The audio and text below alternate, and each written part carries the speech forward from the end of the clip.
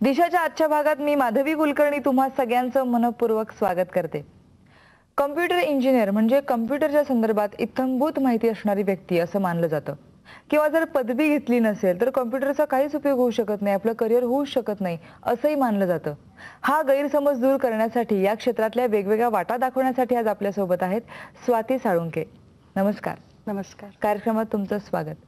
तर आजकाल कॉम्प्युटर शिकणं म्हणजे प्रत्येकाला अशी आवड आहे की आपण कॉम्प्युटर शिकावं, पण कॉम्प्युटर शिकताना त्याच्या आधी कॉम्प्युटरकडे काय दृष्टिकोनाने बघितलं पाहिजे असं तुम्हाला वाटतं?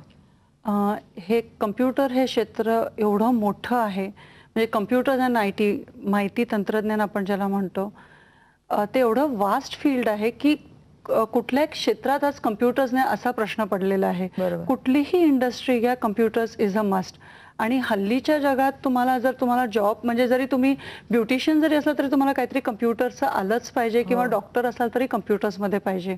पण जो स्टुडंट्सना प्रश्न पडतो की कॉम्प्युटर्समध्ये काय करायचं, तर इथे कुठेतरी स्टुडंट्सना लक्षात आलं पाहिजे की तुम्हाला सॉफ्टवेअर लँग्वेजेस म्हणजे तुम्हाला प्रोग्रामिंग करायला आवडेल का, तर सॉफ्टवेअरकडे जावं। जर तुम्हाला सर्किट्स आणि तुम्हाला हार्डवेअर पार्ट म्हणजे कॉम्प्युटर कसा तयार करायचा जर त्याच्यात इंटरेस्ट असेल तर कॉम्प्युटर हार्डवेअर येतं।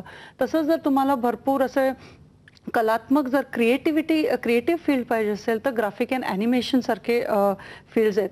पुढे जाऊन मग SAP ERP सारखे सुद्धा मॉड्यूल्स येतात। पण जे 10वीची मुलं आहेत त्यांच्यासाठी कुठेतरी हेच टाइम आहे विचार करायला की मला सॉफ्टवेअरमध्ये जायचंय, हार्डवेअरमध्ये जायचंय, मल्टीमीडियामध्ये जायचंय। इथे जर थोडंफार तुमचं क्लॅरिटी आली तर पुढचे कोर्सेस तुम्हाला चूज करायला फार सोपं जातं। बरोबर। आणि हा कोर्स जर करायचा असेल तर काय पात्रता असावी लागते?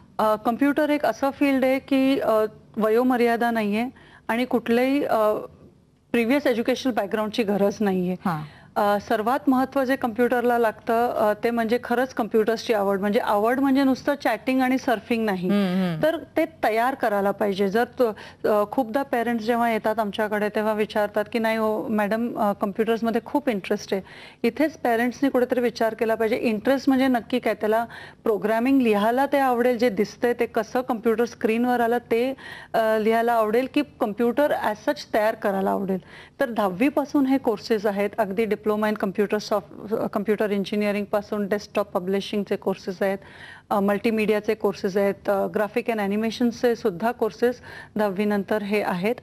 एक चांगलं आहे की कॉम्प्युटर एक असं फील्ड आहे जिथे तुम्ही 12वी नंतर सुद्धा हे या फील्डमध्ये जाऊ शकता। अगदी ग्रॅज्युएशन कंप्लीट करताना सुद्धा, पोस्ट ग्रॅज्युएशन लेवलवर सुद्धा, आणि पुढे मागे म्हणजे जरी ह्या फील्डचं बॅकग्राऊंड नसलं आणि या फील्डमध्ये जर जायची इच्छा असेल तर पुढेही कुठल्याही क्षेत्रात ना तुम्ही IT आणि कॉम्प्युटर्समध्ये जाता येण्यासारखं आहे। ओके। आणि हे शिक्षण आपण कॉम्प्युटरचं कुठे घेऊ शकतो? सगळ्या कॉलेजेसमध्ये हे डेफिनेटली आहेत। जेव्हा तुम्ही इंजिनिअरिंगचा रूट घेता कॉम्प्युटर्ससाठी डेफिनेटली पॉलिटेक्निक्स आणि इंजिनिअरिंग कॉलेजेस आहेत डिप्लोमा रूटसाठी। तसेच प्रायव्हेट कॉम्प्युटर इन्स्टिट्यूटसुद्धा आहेत जिथे वेगवेगळे कोर्सेस दिले जातात। तसेच मायक्रोसॉफ्टचे किंवा सिस्कोचे स्वतःचे सर्टिफाईड कोर्सेस आहेत। तर हे सगळे कोर्सेस तुम्हाला प्रायव्हेट इन्स्टिट्यूट्समध्ये किंवा त्या तुम्ही वेबसाईट्सवर जरी गेला तरी तुम्हाला सगळ्या ह्या ट्रेनिंग प्रोग्राम्सची माहिती मिळते। मुळात स्टुडंट्सना नेहमी असं वाटतं की कुठला तरी कोर्सच केला पाहिजे। येस, डेफिनेटली कोर्स करायला पाहिजे, पण त्याबरोबर इंटरनेट वरच एवढी माहिती असते की तुम्हाला स्वतःला जर ह्या फील्डमध्ये राहायचं असेल तर तुम्ही स्वतःहून पण हे अभ्यासक्रम शिकवू शकता। ओके। आणि मला अजून असं विचारायचं आहे की कॉम्प्युटरमध्ये फील्डमध्ये जर उतरायचं असेल तर तुम्ही म्हणालात की 2 ते 3 वर्षाचा कोर्स आहे, पण आपण हे समजा ग्रॅज्युएशन करत असताना बरोबर आपण कॉम्प्युटरचा कोर्स करत असू तर हे दोन्ही तिन्ही वर्ष जे असतात तर इकडचाही अभ्यास सांभाळावा लागत असेल आणि कॉम्प्युटरचा पण अभ्यास सांभाळावा लागत असेल, तर मुलांवरती एक बर्डन नाही का पडू शकत? हा कोर्स आपण इझिली करू शकतो का? एक हे सर्वात महत्त्वाचं म्हणजे ह्याच्यात आवड लागते। आता इथे कुठेतरी डिफरन्सिएशन जे येतं ते कॉम्प्युटरच्या हार्डवेअर आणि कॉम्प्युटरच्या सॉफ्टवेअरच्या बाबतीत एवढे हे टॅक्सिंग कोर्सेस नाहीत। मुळात हे प्रायव्हेट इन्स्टिट्यूशन्सचे कोर्सेस असल्यामुळे आठवड्यातनं 2 किंवा 3दाच असतात, पार्ट टाइम कोर्सेस असतात। तर ग्रॅज्युएशन बरोबर सुद्धा करता येतो। पण जर 10वी नंतर हा कोर्स करायचा असेल तर फुल फ्लेज 3-3 वर्षाचे डिप्लोमा प्रोग्राम्स असतात। इथे स्टुडंट्सना वाटतं की सोपं आहे, सोपं तसं नाही आहे, कारण का ह्याच्यात खरंच तुम्हाला कोर्स करिक्युलम जो आहे तो इतका व्यवस्थित IT आणि कम्प्युटरशी निगडीत आहे की स्टुडंट्सना हा कोर्ससाठी भरपूर मेहनत घ्यावी लागते. पण नुसतं डिप्लोमा करून सुद्धा चालत नाही. म्हणजे खूपशे स्टुडंट्स येतात जे विचारतात की मी BE इंजिनियर झालोय किंवा मी डिप्लोमा इन कम्प्युटर इंजिनिअरिंग केलंय, तर आता काय करू? कम्प्युटर हे असं फील्ड आहे की जिथे प्रत्येक 6 महिने किंवा प्रत्येक 1-1.5 वर्षांत तुम्हाला कुठला ना कुठलं तरी सर्टिफिकेशन कोर्स घ्यावंच लागतं. एखादा सॉफ्टवेअर म्हणजे C++ आलं म्हणून तुमचं होत नाही, तर तुम्हाला C++ पण यावं लागतं, परत VB पण आणि जावा पण यावंच लागतं. तर एक लक्षात ठेवलं पाहिजे की तुम्ही अशा एका क्षेत्रात जाताय जिथे अपडेशन इज अ मस्ट. त्याच्याशिवाय ह्या फील्डमध्ये सर्व्हाइव्ह करणं राहू शकत नाही, कारण का टेक्नॉलॉजी बदलत चालली आहे. जे कम्प्युटरवर येत होतं पूर्वी ते हल्ली मोबाईलवर पण मिळायला लागलेलं आहे. तर म्हणजे मोबाईल टेक्नॉलॉजी येते, गेमिंग्स येत आहेत, परत ई-लर्निंग झालंय, व्हर्च्युअल क्लासरूम्स यायला लागलेत. तर सगळ्या क्षेत्रामध्ये कम्प्युटर झालेलं आहे आणि त्यामुळे हे असं एक फील्ड आहे जिथे कंटिन्युअस अपग्रेडेशन, म्हणजे इव्हन जरी तुमच्याकडे 10 वर्षाचा वर्क एक्सपिरियन्स आला तरीही तुम्हाला upgradation is a must. Okay. आणि ह्या कम्प्युटर कोर्सेसमध्ये किती प्रकार आहेत? भरपूर प्रकार आहेत. म्हणजे जर नावं घ्यायला घेतलं तर कदाचित वेळ पण पुरणार नाही. इथे महत्त्वाचं जेव्हा स्टुडंट्स विचारतात की कुठला कोर्स सर्वात लाभदायक ठरेल किंवा स्कोप कशात आहे, स्कोप सगळ्या ह्याच्यातच आहे. कारण का कम्प्युटर फील्डच एवढं वास्ट आहे.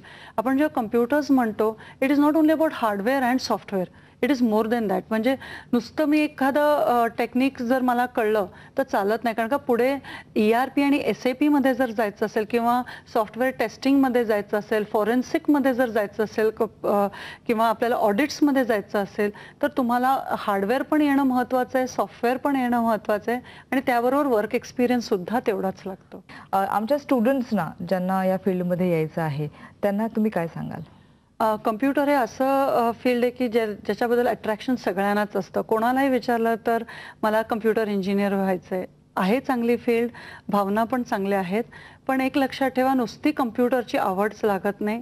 तुमची न्यूमेरिकल अबिलिटी चांगली लागते, लॉजिकल रिझनिंग लागतं आणि सर्वात महत्त्वाचं म्हणजे कम्प्युटर हे असं फील्ड आहे जिथे तुम्हाला एक कम्प्युटर समोर काम करावं लागतं. म्हणजे जर तुम्हाला लोकांशी बोलायची आवड असेल किंवा फिरायची आवड असेल तर हे फील्ड कदाचित तुमच्यासाठी नाही. एक 8-8, 10-10 तास कदाचित तुम्हाला कम्प्युटर समोर बसून ते प्रोग्रामिंग लँग्वेज लिहावी लागते.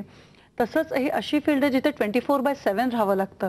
कारण का समजा तुम्ही एक हार्डवेअर इंजिनियर आहात, कुठे काही प्रॉब्लेम आला असेल, कदाचित तो तुम्हाला माहीत पण नसेल, पण तो प्रॉब्लेम सॉल्व्ह करायला कदाचित 6-6 तास, 8-8 तास लागू शकतात. तर कुठेतरी स्टॅमिना पाहिजे आणि एक पेशन्स लेवल भरपूर लागतो आणि ऑफकोर्स टीम स्पिरिट आणि टीम वर्क पण तेवढंच लागतं. आणि मला असं वाटतं मनापासून ज्यांना कम्प्युटर कोर्स करायचा असेल त्यांना ते नाही थकत. कॉम्प्युटरवरती कितीही बसले तरी आणि त्यांचा अभ्यास कितीही झाला तरी. अगदी बरोबर. तुमच्या बरोबर आज गप्पा मारून भरपूर माहिती मिळाली. या माहितीसाठी मनापासून तुमचे आभार. धन्यवाद. आज कम्प्युटरबद्दल आपण इतकी माहिती घेतली. मला असं वाटतंय की तुम्हाला जो कोर्स करायचा असेल त्या कोर्सचा नक्कीच तुम्हाला थोडाफार अंदाज आला असणार. आज आपण इथेच थांबणार आहोत. पुढच्या भागात आपण नक्की भेटूया नवीन विषयासह. तोपर्यंत नमस्कार.